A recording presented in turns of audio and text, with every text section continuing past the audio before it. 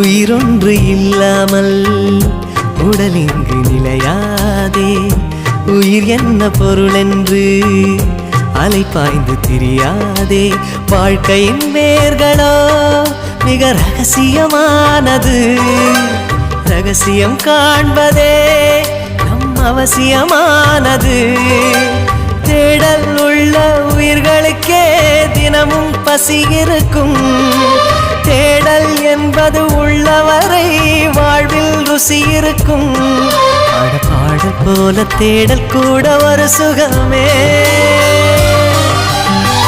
இசை பாடி வரும் இளம் காற்றுக்கு உருவமில்லை.